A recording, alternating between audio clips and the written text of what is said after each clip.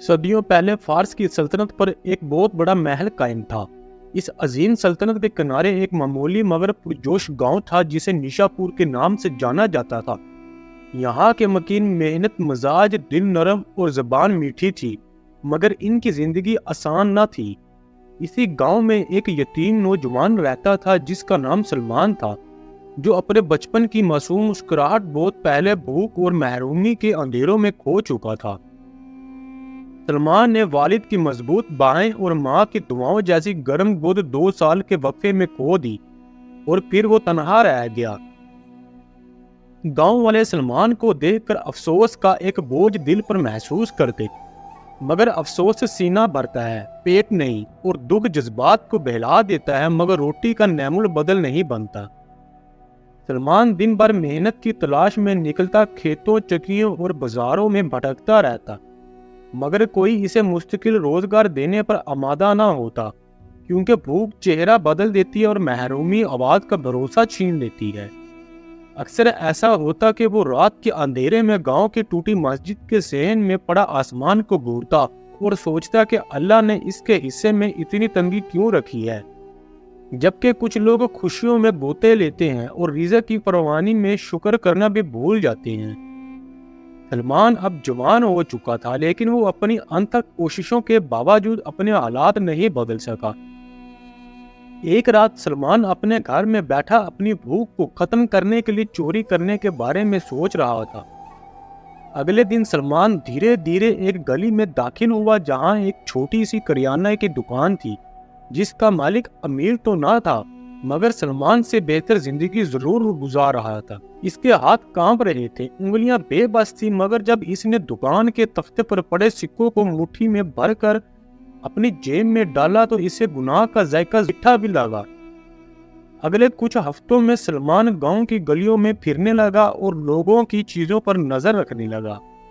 موقع ملتے ہی سلمان لوگوں کی چیزیں اٹھا کر اپنی جیب میں ڈال لیتا۔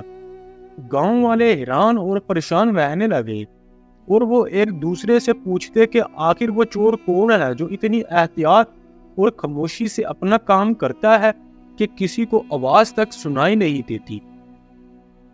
کچھ لوگ کہتے شاید وہ جن ہے، کچھ بولتے شاید کوئی ساتھ کے گاؤں کا چور آ گیا ہے، مگر کوئی نہ جانتا تھا کہ وہ ظالم نہیں تھا بلکہ ایک مجبور انسان تھا جس کی قسمت نے اس کے نرم ہاتھوں کو گناہ کی مٹی میں دھکیل دیا تھا۔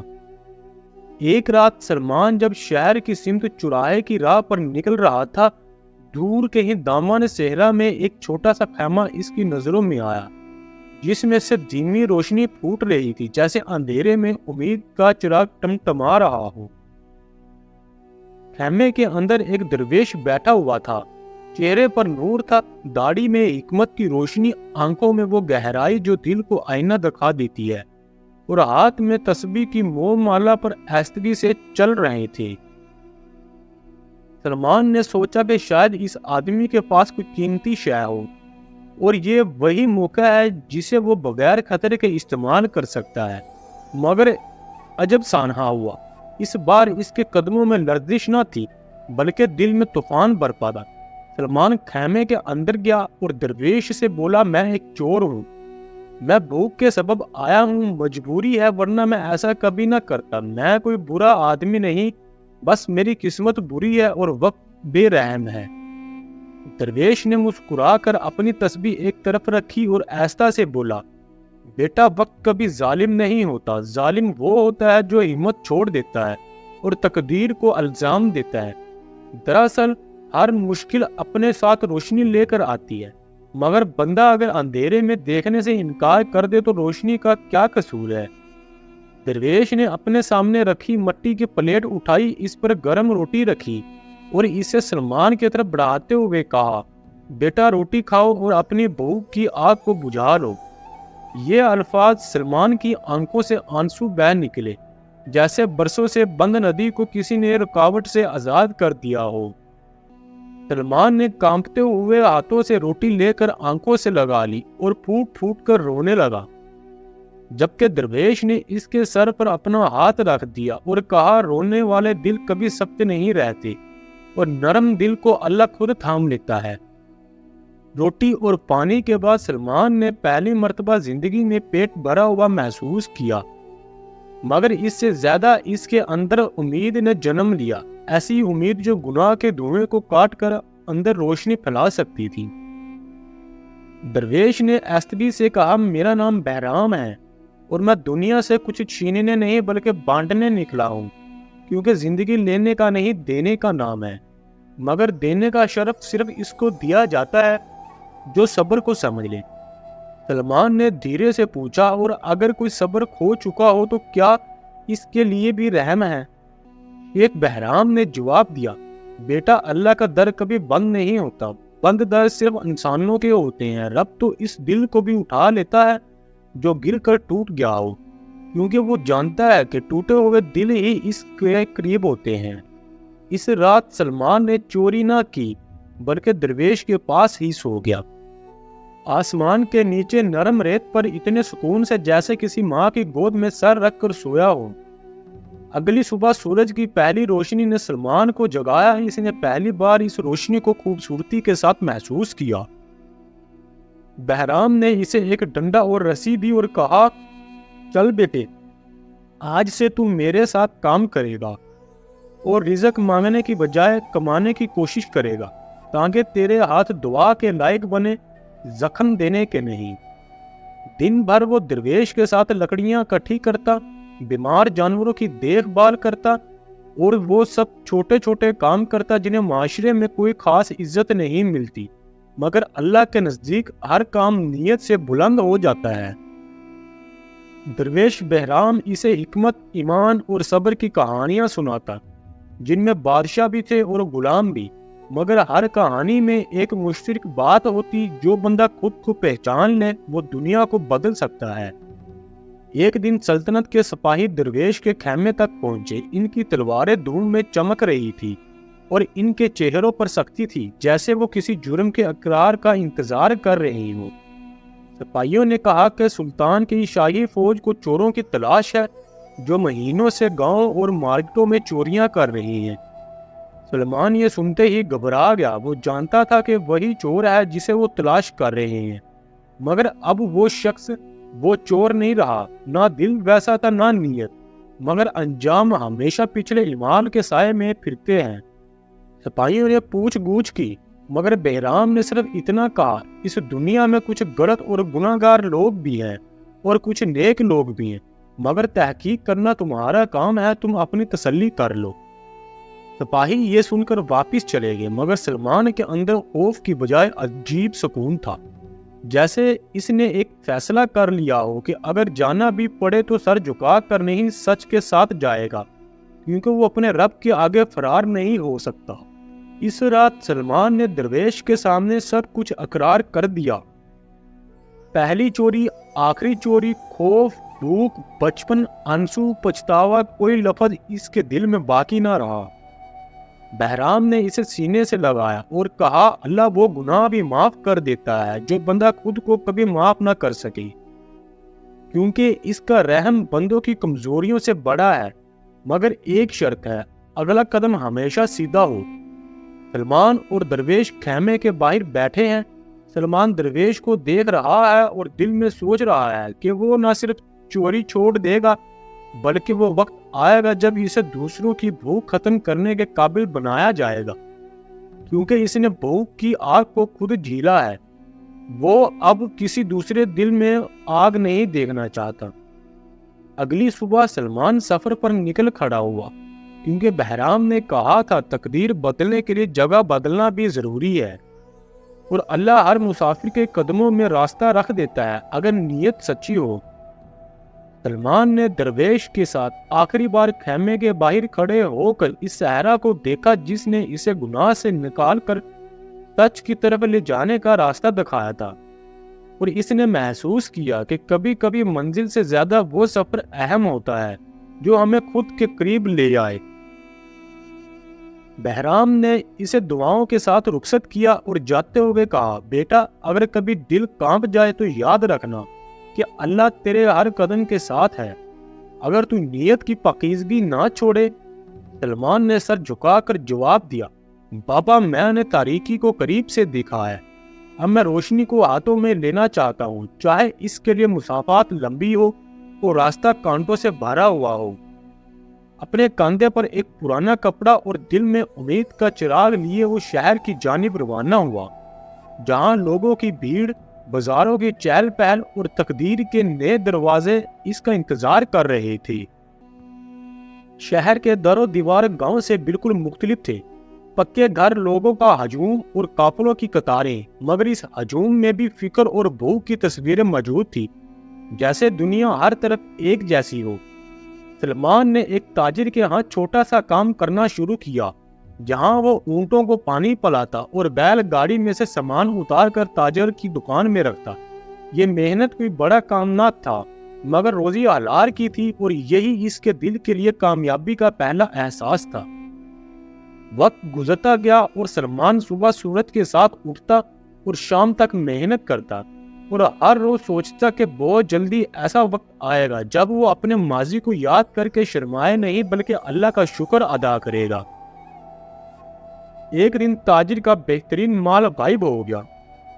وہ قیمتی ریشم اور جواہرات جو شہر کے سلطان تک پہنچانے تھے پر کہیں نہ ملے، اور ہر ملازم پر شک ہوا، مگر سب سے زیادہ سلمان پر، کیونکہ وہ نیا اور لاوارث شخص تھا۔ تاجر نے سخت لہجے میں کہا، میرا مال تم نے چرایا ہے، مجھے بتا مال کہاں چھپا ہے؟ اور یہ الفاظ سلمان کے دل پر تیر کی طرح چبھ گئے، کیونکہ جو دکھ اس رات اسے ملا وہ بھوک سے بڑا تھا، بے گناہ ہو کر بھی مجرم ٹھہرایا جانا۔ سلمان نے عاجزی سے کہا، میں نے اپنا ماضی چھوڑ دیا ہے، میرا دل بدل گیا ہے، میں نے ہاتھوں کو پاک کیا ہے، میں نے کچھ نہیں لیا، اور اگر مجھے موت کی سزا بھی ملے تو میں جھوٹ نہیں بولوں گا۔ تاجر نے اسے شہر سے نکل جانے کا حکم دے دیا۔ یوں سلمان اپنی پہلی محنت کی بستی سے خالی ہاتھ مگر ایمان سے بھرے دل کے ساتھ نکل آیا، اور ایک بار پھر زندگی اسے گناہوں کی زندگی اور حرام کی کمائی کی طرف دھکیل رہی تھی، جیسے رب یہ دیکھنا چاہتا ہو کہ وہ سچ پر قائم رہتا ہے یا نہیں۔ اس رات سلمان نے شہر کے باہر ایک برگد کے درخت کے نیچے بیٹھ کر آسمان کی طرف دیکھا اور ایک لمبی سانس لے کر کہا، یا رب تو گواہ ہے، میں نے تیری خوشنودی کے لیے اپنا راستہ بدلا، اب فیصلہ تیرے ہاتھ میں ہے، اگر تو چاہے گا تو میرے لیے کائنات بدل دے گا۔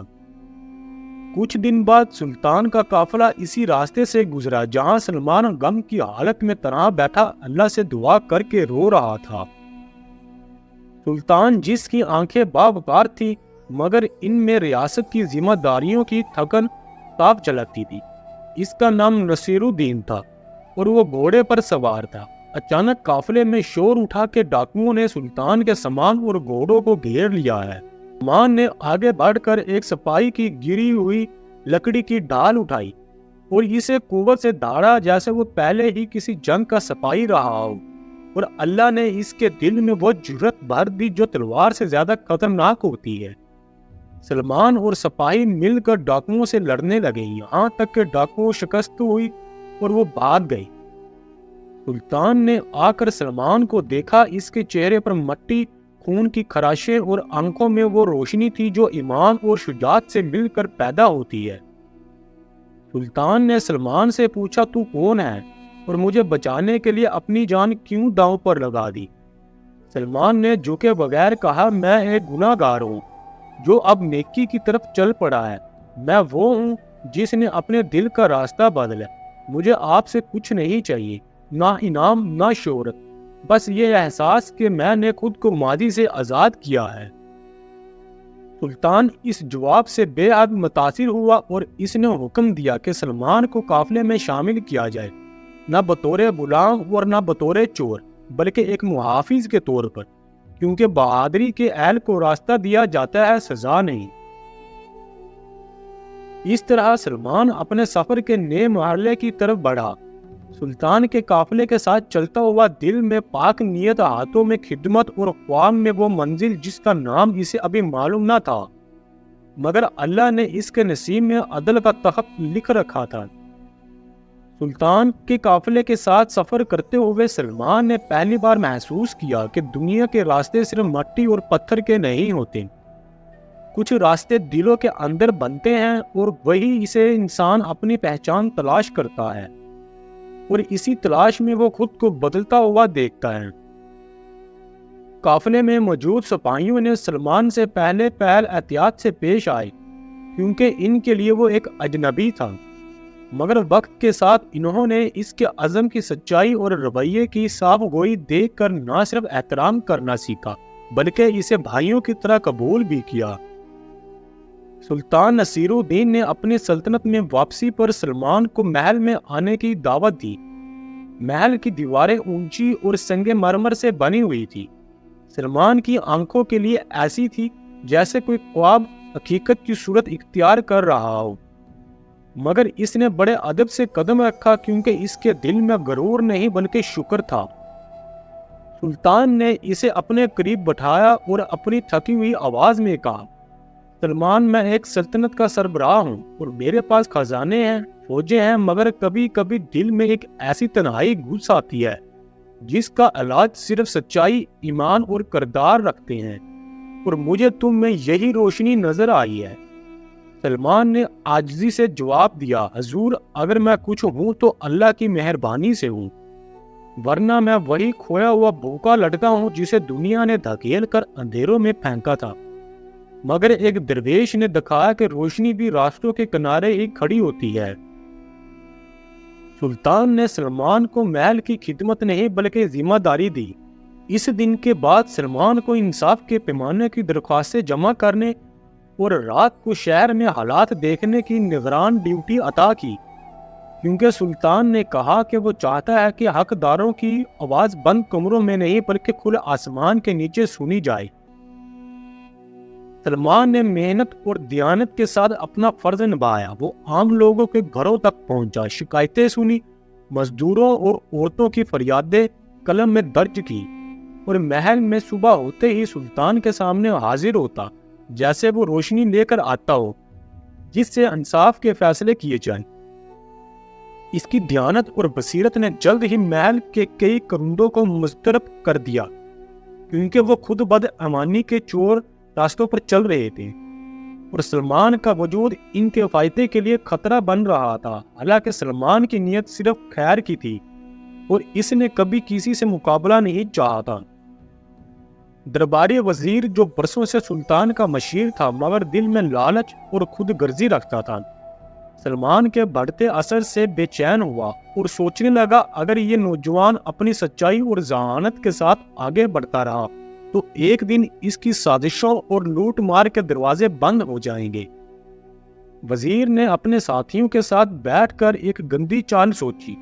وہ سلطان کو یہ کہہ دے گا کہ سلمان دراصل ایک بہروپیہ ہے جو چوری کے راستے سے شہرت پانے کی کوشش کر رہا ہے، تاکہ وہ اسے محل سے باہر نکلوائے اور اپنی راہ سے ہٹا دے۔ ایک دن وزیر نے سلطان کے کان بھرے اور میٹھی زہر بھری آواز میں بولا، حضور، سلمان کی شجاعت میں شک نہیں، مگر حیرت ہے کہ ایک چور روپ بدل کر اتنی جلدی دنائی کیسے اپنا سکتا ہے۔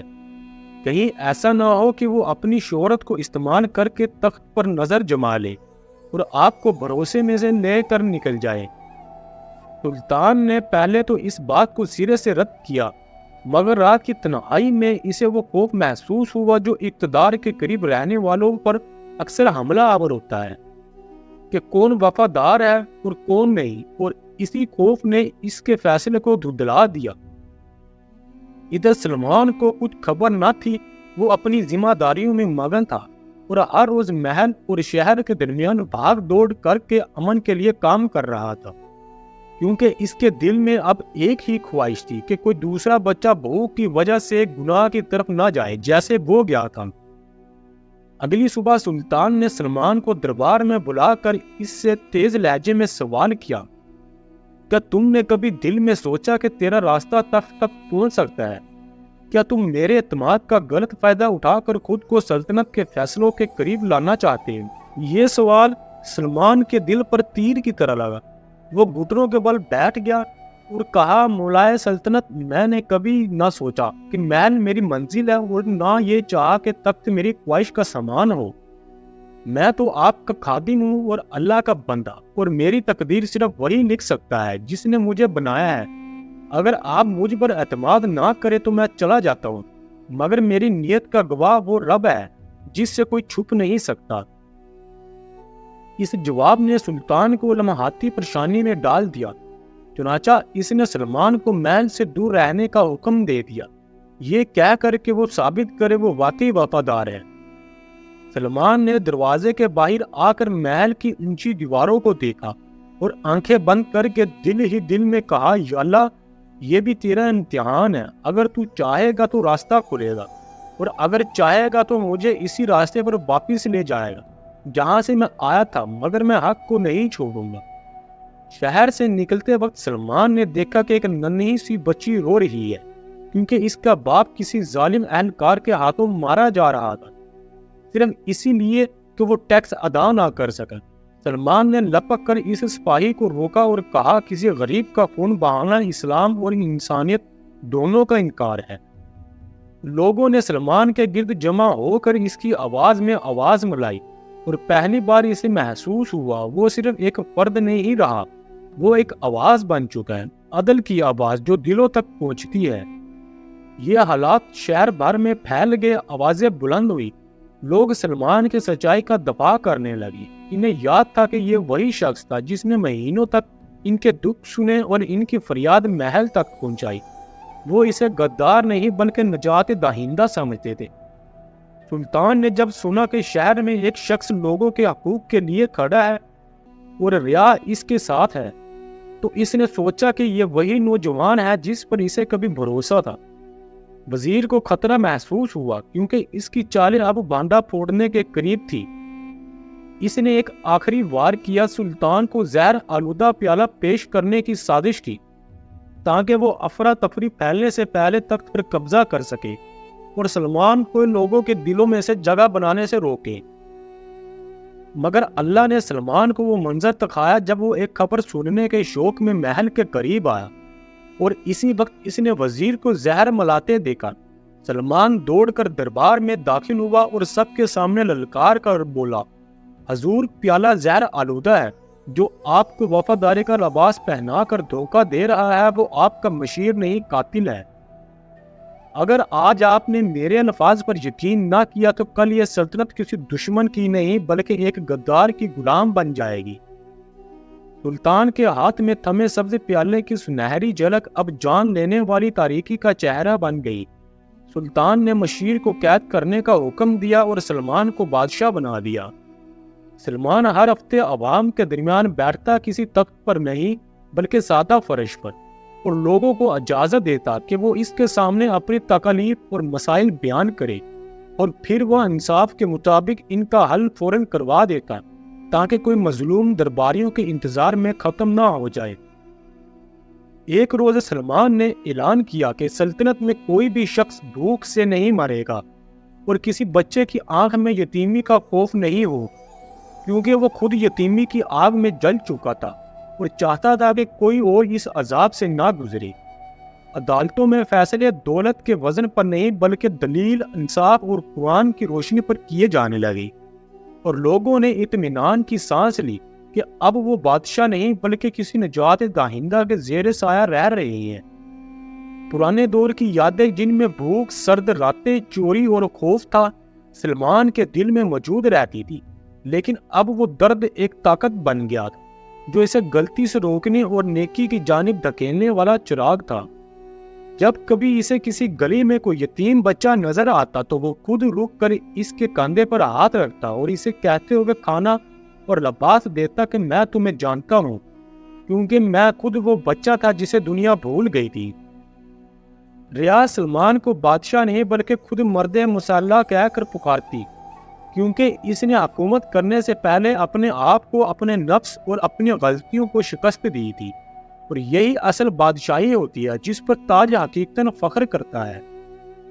شیخ بہرام اگرچہ بوڑھا ہو چکا تھا، مگر جب اسے خبر ملی کہ وہ چور جسے اس نے روٹی کھلائی تھی اس دنیا کا سب سے عادل بادشاہ بن گیا ہے، تو اس نے آسمان کی طرف نظریں اٹھا کر کہا، میرے رب، تو جسے چاہے عزت دے اور جسے چاہے ذلت۔ انسان کی تقدیر تیرے فیصلوں سے بدلتی ہے، لیکن ہدایت اس دل تک پہنچتی ہے جو سننے کے لیے تیار ہو۔ برسوں بعد جب سلمان کے چہرے پر عمر کی لکیریں ابھر آئی تب بھی اس کی آنکھوں میں وہی روشنی تھی جو ایک دن ایک بھوکے چور کے دل میں جاگی تھی، اور اس نے ہر رات سونے سے پہلے اپنے رب کا شکر ادا کیا کہ اسے گمراہی سے نکال کر خدمت کے راستے پر ڈال دیا۔ اس نے آخری خطاب میں اسی نے ریا سے کہا، میرے عزیزو، بادشاہ وہ نہیں جو تخت پر بیٹھتا ہے، بادشاہ وہ ہے جو اپنے نفس کو شکست دیتا ہے، جو اپنی بھوک کی آگ کو مٹاتا ہے اور دوسروں کے لیے رزق اور امن کا انتظام کرتا ہے۔ میں گناہ کی دلدل میں ڈوبا ہوا تھا، مگر اللہ کے ایک نیک بندے نے مجھے ہاتھ پکڑ کر نکالا، اور آج اگر میں نے تمہارے لیے کچھ اچھا کیا ہو تو یہ اس کا صدقہ ہے جس نے مجھے نیکی کا راستہ دکھایا۔ لوگ رو رہے تھے، بوڑھے ہاتھ اٹھا کر دعا دے رہے تھے، اور یتیم بچے سلمان کی جانب آ رہے تھے جیسے وہ کوئی سایہ، کوئی پناہ اور کوئی خواب ہو جو حقیقت میں بدل گیا ہے۔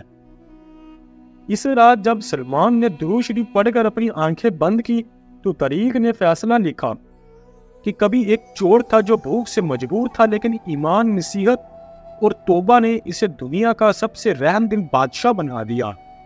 اور یوں نسلوں تک لوگ یہ قصہ سناتے رہے کہ انسان کا مقام اس کے ماضی سے نہیں، اس کے بدل جانے کی صلاحیت سے طے ہوتا ہے۔